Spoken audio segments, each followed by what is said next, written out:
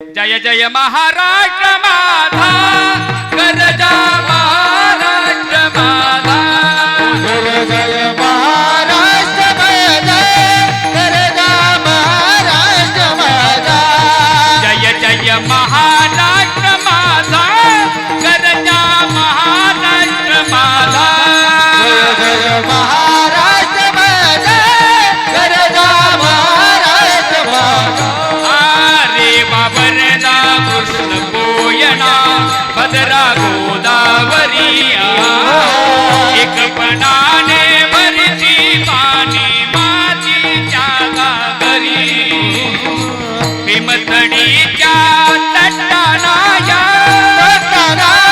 यमुनेचे पाणी माझा जय महाराष्ट्र महाराष्ट्र माझा जय जय महाराष्ट्र माझा गरजा महाराष्ट्र माझा जय जय महाराष्ट्र माझा गरजा महाराष्ट्र माझा गरजा भित्तीन आम्हा तुझी मुडी गळगळणाऱ्या नभा असमानीच्या सुलतानीला जबाब देते जिव्हा सह्याद्रीचा सिंह गरजतो गरजतो शिवशंभो राजा तरी तरी तुन नाद उमटला महाराष्ट्र माझा जय जय महाराष्ट्र माझा गरजा महाराष्ट्र माझा जय जय महाराष्ट्र माझा गरजा महाराष्ट्र माझा बोला छत्रपती शिवाजी महाराज की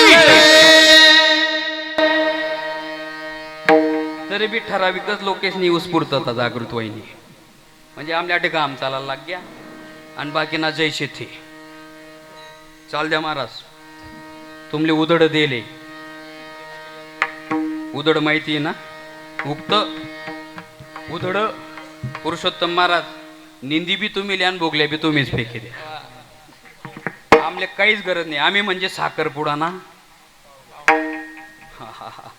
अरे छत्रपतींची क्रांती आहे महाराष्ट्राच्या मागे महाराज सौराष्ट्र ही भूमिका महाराष्ट्राच्या स्वरूपाने मुंबईकृत ज्या वेळेस आपल्या या राज्याला प्राप्त झाली ना वैभव प्राप्त झालं आजही वितंडवाद करणारा वर्ग आहे त्यांचं खंडन असे महापुरुष करतात संतांची जीवनामध्ये संवादिकता आहे बरं का जे वितंडा करतात ना वितंडा आणि काही काहींनी वितंडाच निर्माण केला वितंडवाद आपण बोलू तेच खरं व्हायला पाहिजे आपण बोलू तेच मान्य केलं पाहिजे मग कोणी काही बोलायला तयार होतं कोणाला अक्कल नाही ते काही बोलतात व्यासपीठावर आलं म्हणजे सर्वांना विषयांमुखे बोलता येतं असं काही नसतं कोणी कोणी काही बोलतं आपल्याला कितीतरी उदाहरणं माहिती आहेत लोक बऱ्याचदा असं बोलतात मी कीर्तनकारांविषयी बऱ्याचदा असं ऐकलेलं आहे लोकांची अशी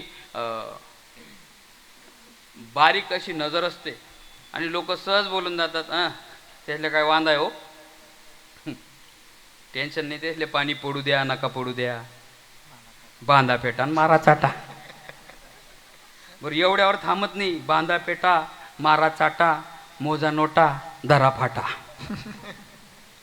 असे काही काही बोलतात पण इथं विषयांमुखे विषयानुसार बोलणं म्हणजे सोपं आहे का हो कोणाच्या जीवनात जर असा वितंडवाद निर्माण करणारा वर्ग असतो ना कोणाच्या जीवनात बोलायची सवय नसते बोलणं काय व्याख्यान काय वक्तृत्व काय हे माहिती नसतं अशांनी विषयांमुखे बोलून दाखवावं इथं यावं अरे इथं आल्यानंतर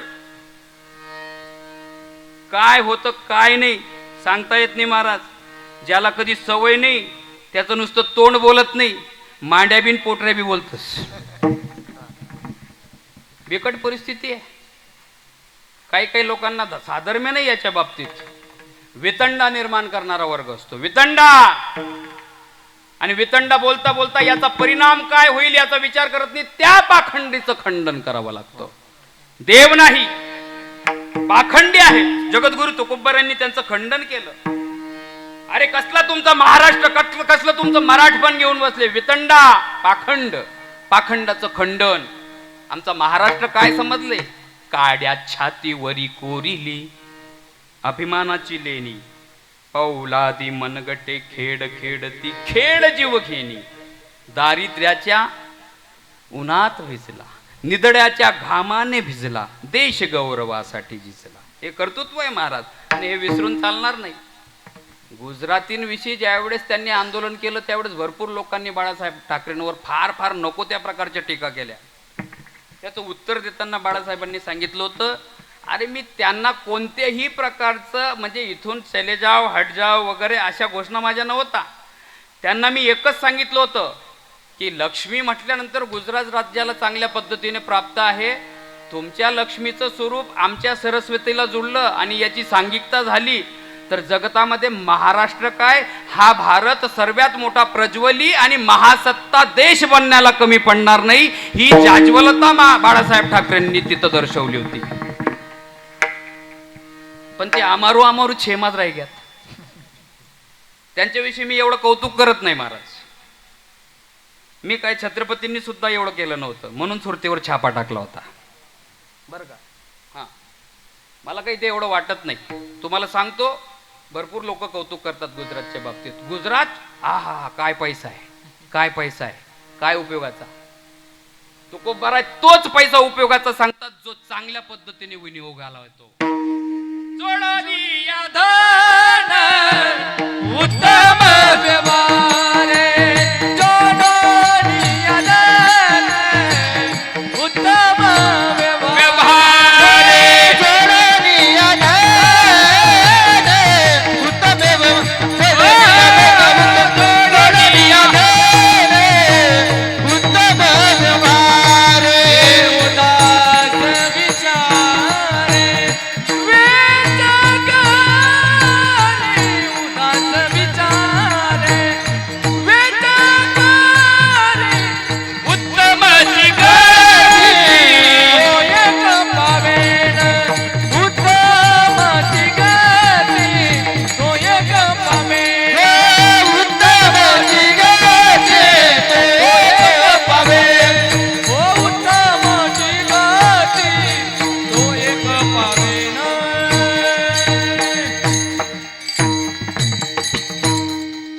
फंड आणि आपला सर्वात मोठा राजकीय क्षेत्रातला फंड केंद्र सरकारला देतं आणि केंद्र त्याच्या बाजूवर भक्कमता दर्शवते. उत्तर प्रदेशचं क्षेत्रफळ संख्या, मध्य प्रदेशचं क्षेत्रफळ संख्या आपल्यापेक्षा जास्त आहे. पण महाराष्ट्रामध्ये जे गोल्डन ट्रायंगल म्हणतात ना, सुवर्ण त्रिकोण, नाशिक, पुणे आणि मुंबई, हे तीनच शहरं आणि या तीनच शहराच्या माध्यमातून निर्माण झालेल्या MIDC इंडस्ट्रियल एरिया जेवढा पैसा कमवतो तेवढे भारत देशातले 10 राज्य कमवू शकत नाही, एवढी क्रांती महाराष्ट्र राज्याची आहे.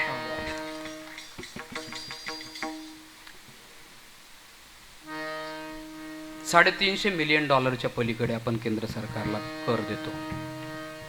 गुजरात फक्त $89 मिलियन, म्हणजे गुजरात अजून 5 पट आपल्यापेक्षा मागे आहे. उगाच काही कौतुक करत नका फिरू. जर अस्मिताच ठेवायची असेल तर या महाराष्ट्राची ठेवा, ज्या महाराष्ट्राने फार प्रतिकूल परिस्थितीमध्ये, अगदी कोणत्या प्रतिकूल परिस्थितीमध्ये, सर्वात मोठी प्रतिकूल परिस्थिती या देशाचं तख्त सांभाळायची ज्यावेळेस गरज आली ना, त्यावेळेस एक नाही 3 पिढ्या गारद केल्या पानिपतच्या युद्धामध्ये. मकर संक्रांतीच्या दिवशी ही क्रांती महाराष्ट्राची आहे. आणि ही क्रांती बाळासाहेब ठाकरेंनी आपल्या जीवनामध्ये जाज्वल्य स्वरूपाने स्वीकारली होती. म्हणून तर त्यांचा हा पायंडा होता आणि तोच पायंडा मराठी अस्मिता म्हणून जागृत झाला. मराठी ही अस्मिता जागृतच झाली पाहिजे. पाखंड खंड किती नाही करू शकत, काय नाही करू शकत, त्यांना नको त्या पद्धतीने. तुम्हाला एक एवढा जबरदस्त किस्सा आहे. एकदा BJP आणि शिवसेना याची युती असताना सुद्धा मुख्यमंत्री पद प्राप्त व्हायला फार क्लिष्टता निर्माण झाली. एवढी निर्माण झाली. मराठी अस्मिता दर्शवत होते. आता थोडा त्या ठिकाणी जातीचा प्रश्न येतो म्हणून हा एकदम ओपनली सांगत नाही. एक मराठी अस्मिता, मराठीत्व सोडून परक्या राष्ट्रातनं, परक्या राज्यातनं येऊन एक व्यक्ती फार धुरंधर झाला होता राजकीय क्षेत्रामध्ये. त्याच्यामध्ये तेवढं सामर्थ्य होतं की तो तेवढ्या पैशाच्या माध्यमातून सर्व आमदार बिमदार फोडून आपल्या पक्षाकडे आणू शकतो आणि सहज शिवसेनेचा मुख्यमंत्री होईल. सहज, जरी BJP आडेवेडे घेत होते तरी त्यांना डावलून आपण सहज होऊ शकतो अशा स्थितीत निर्माण झाले. आणि पुण्याचे जावडेकर त्यांच्याकडे गेले आणि सांगितले, आज संध्याकाळपर्यंत आपला मुख्यमंत्री, फक्त तुम्ही याला परवानगी द्याल. त्या परवानगी देत असताना त्या माणसाचं नाव विचारलं, कोण एवढं कर्तृत्व करू इच्छितो. त्या माणसाचं नाव मी सांगितलं असतं. बाळासाहेब ठाकरेंच्या समोर विषय आला आणि विषय आल्यानंतर सांगितलं, हा मुख्यमंत्री बनू इच्छितो, एवढे आमदार तो घेऊन येईल, पैसा अडका सर्व तो खर्च करायला तयार आहे, त्याच्याकडे कोणत्या प्रकारची कमतरता नाही, फक्त तुम्ही हो म्हणा. बाळासाहेब ठाकरे म्हणे, अरे राजकीय अस्तित्वाशिवाय राहील, एवढी पंचवार्षिक नाही पद मिळालं तरी चालेल, पण मराठी माणूसच महाराष्ट्रावर राज्य करेल. ही क्रांतीची अस्मिता, स्वाभिमान बाळासाहेब ठाकरेंनी दर्शवले. पक्षासाठी, राजकीय स्थितीसाठी जीवनच नाही करणे पाखांड खंडन. हा, किती बोलू, किती वाजले, झाला टाइम? हो बापरे, वाजले 11. विठोबा रखुमाई, हरी विठोबा रखुमाई, जय जय विठोबा रखुमाई, जय विठोबा रखुमाई, विठोबा रखुमाई, विठोबा रखुमाई, विठोबा रखुमाई, विठोबा रखुमाई, विठोबा रखुमाई, विठोबा रखुमाई, विठोबा रखुमाई, विठोबा रखुमाई, विठोबा रखुमाई, विठोबा रखुमाई, विठोबा रखुमाई, विठोबा रखुमाई, जय जय जय जय जय जय जय विठोबा रखुमाई, विठोबा रखुमाई, जय जय विठोबा रखुमाई, विठोबा रखुमाई, विठोबा रखुमाई, विठोबा रखुमाई,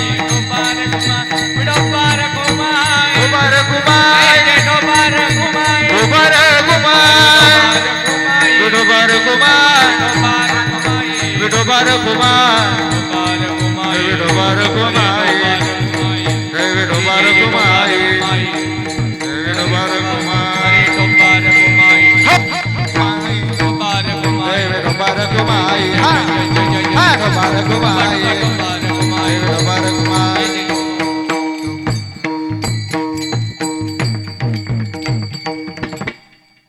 कडवटपणेच्या माध्यमातून 4 प्रकारचे सिद्धांत जीवन जगत असताना वाचेच्या अनुषंगाने माणसाला पाखंडाचं खंडन करण्यासाठी लागतात. त्यापैकी संवादिक अवस्थेने संत जगताला समजवतात, संवाद म्हणून, बरं का. जे वितंडवाद करतात त्यांच्या बोलण्याला किंमत नाही. जसं की मागं काही दिवसांपूर्वी एकाने वितंडवाद निर्माण केला. 15 मिनिट के लिए पुलिस दूर कर दो, फिर हिंदुओं को दिखाएंगे, वितंडवाद आहे. याला वितंड म्हणतात. वितंडा ते प्रकार आहेत वादाचे. एक जल्पवाद, एक वितंडवाद, एक फक्त वाद आहे विनाकारण, आणि एक संत साधतात तो संवाद आहे. जल्पवाद माणसाचं कोणतंही काही प्रकारचं हित करत नाही. वितंडा कल्मश, म्हणजे नको त्या पद्धतीने दंगली घडवण्याचा प्रयत्न करतात. त्याचं खंडन झालं पाहिजे. जल्पवाद काहीच करत नाही. काही जल्पवादिक लोकांना बाळासाहेब ठाकरेंनी सहज बाजूला करून टाकलं. जल्पवाद काहीच काम कर्तृत्व दर्शवता नाही. पद प्राप्त करून दिले भरपूर, पण जल्पवाद म्हणजे काय असतो तुम्हाला सहज लक्षात येईल. एक महाराष्ट्रातला गरीब शेतकरी व्यक्ती, नागपूर जिल्ह्यात राहणार, नागपूरहून आपला मुलगा मुंबईला गव्हर्नमेंट सर्वंट म्हणून काहीतरी कर्तव्य बजावतो, त्याच्याकडे जायला निघाला. कधी? मृग नक्षत्राच्या 15 दिवस अगोदर. उन्हाळ्याचा शेवटचा टप्पा आणि पावसाळ्याची लागण अशा अवस्थेमध्ये. आता ट्रेनमधनं त्याच्या पोराने त्याला शयनयानचं तिकीट करून दिलं. तो त्या बोगीत जाऊन बसला. नागपूरहून ट्रेन निघाली, जास्त काही भरलेली नाही, मोकळी ट्रेन. आता तो ज्या बोगीत जाऊन बसला, ज्या सीटावर जाऊन बसला, त्याला जनरल पॅसेंजरची सवय, त्याने तिथं पाहिलं हे एकदम आरामदायी अवस्थेचं आहे, असं तसं तो विचार करतो. शेतकरी व्यक्ती, जास्त शिक्षण नाही, काही नाही. जाता जाता जाता जाता निघाला, आणि निघाल्यानंतर काही स्टेशन गेल्यानंतर अकोला स्टेशन आलं. आणि अकोला स्टेशन आल्याबरोबर अकोल्याला एक वेल क्वालिफाईड, अप टू डेट, अगदी चांगल्या पद्धतीचा शूटिंगमध्ये असा असलेला व्यक्ती हातामध्ये ब्रीफकेस घेऊन त्याच्या बोगीमध्ये त्याच्याच सीटाच्या समोर, बरच्या समोर येऊन बसला. आणि बसल्यानंतर त्याने त्या म्हाताऱ्याकडे पाहिलं आणि तो म्हटला, कुठं जात आहे बाबा? बाबा म्हणे, मुंबईला जायचं आहे. मुंबई? तो म्हटला, बरं झालं, मलाही कोणी भेटत नव्हतं आतापर्यंत, तुम्ही टाईमपास म्हणून बरे आहात. बाबा म्हणे, टाईमपास? म्हणे, हो, टाईमपासच करायचा. मुंबई जाणं म्हणजे काही सोपं आहे का? काही येतं की नाही टाईमपासला? तो वेल क्वालिफाईड असणारा व्यक्ती, साहेब, तो बोलायला लागला, काही येतं की नाही टाईमपासला? बाबा म्हणे, नेमकं काय? काय नाही म्हणे. बस दोघंच्या दोघं डब्बा उघडला, डब्बा की डब्बा खेळत खेळत जाऊ. बाबा म्हणे नाही रे बाबा, असलं काही येत नाही मला खेळता. म्हणे रमी रुमी म्हणे रमी काहीच माहित नाही. म्हणे काय येणार आहे घ्यात बाबा, रमी कोठे कोठे नाही आहे साथे. मोबाईलवर काही बी डाउनलोड करा, कीर्तन न भजन काय ऐकत नाही तेव्हा सुद्धा मधमा ॲडव्हर्टाईज रमीज रास. आणि ako ते ॲडव्हर्टाईज करता करता महाराज आपण बी ऐकणारा काही काही एवढे बेशुद्ध असतात, ते सुरुवात नाही ऐकले तर शेवटी ते काय नोटेशन देतात ते ऐकतच नाही. शेवटी त्यांची इंटिमेशन असते की हा खेळ खेळत असताना हा आपले जोखीम किंवा तुमचा पैसा जाण्याची शक्यता आहे म्हणून सांभाळून खेळा. आता उलगेले ते खेवानच सांगतील, मग आपण इथला उलगेलपणा करू का रमी खेळू बुवा असं. अरे घरी बसल्या बसल्या डब्याची रमी आपल्याला उमजू देत नाही. म्हणे काही जमतं का बाबा. म्हणे नाही नाही असं काही जमत नाही. म्हणे मग दुसरं काही, दुसऱ्या वेगळ्या प्रकारचं काही. बाबा म्हणे काही नाही. म्हणे काय कामाचं तुमचं जीवन, काही शाळा बेडा शिकले का. म्हणे नाही, अगदी शेतकऱ्याचं पोरगं होतं, काय शिकणार आहे, काय नाही, काहीच जमत नाही, काहीच जमत नाही. म्हणे काय जीवन आहे बाबा तुमचं, वाया गेलं, काहीच कामाचं जीवन नाही. शेवटी जाता जाता काहीतरी टाइमपास. पैजेची शर्त खेळता येते का, पैजेची शर्त. म्हणे पैजेची शर्त म्हणजे काय नाही, प्रश्न मंजुषेसारखी असते. तुम्ही मला प्रश्न विचारायचा, मी तुम्हाला प्रश्न विचारायचा, आणि प्रश्न विचारता विचारता माझं उत्तर तुम्हाला देता आलं तर मी तुम्हाला बक्षीस देईल, मी तुमचं उत्तर दिलं तर तुम्ही मला बक्षीस द्यायचं, नाही तुम्हाला उत्तर देता आलं तर तुम्ही दंड द्यायचा, नाही मला उत्तर देता आलं तर मी दंड देईल. शेतकरी बाबा म्हणे हे खेळता येईल बाबा, पण तुम्ही शिकलेले, मी अनाडी माणूस, मला काहीच येत नाही, कसं काय जजमेंट बसेल. म्हणे का जजमेंट बसणार नाही, मी विचारेल तुम्हाला तुमच्या जीवनात काय काय कशा पद्धतीने येत असेल त्याचे अनुभव व्यक्त करा, तसे उत्तर द्या. नाही देता आलं उत्तर तर 100 रुपये दंड. बाबा म्हणे चालेल खेळायला, पण दंड द्यायला मी मान्य नाही, मी अनाडू माणूस आहे, मी कसं काय 100 रुपये दंड देऊ. तुम्ही शिकलेलेत, तुम्ही चुकले, तुमचं उत्तर बरोबर नाही आलं तर तुम्ही 100 रुपये दंड द्या. तुमचं बरोबर आलं तर मी तुम्हाला 5 रुपये देईल, माझं चुकलं तर मी दंड 5 रुपये देईल. पण भरण्याची पद्धत, तुम्ही शिकलेले, तुमच्याकडे पैसा आहे, माझ्याकडे पेरणीला पैसा नाही, मी म्हणून माझ्या लेकराकडे जातोय. म्हणे तुम्हाला द्यायचं असेल तर तुम्ही 100 रुपये द्या, मी द्यायचं तर 5 रुपये देईल. साहेब म्हणे अण्णाडूतोय काही चरी बुवा.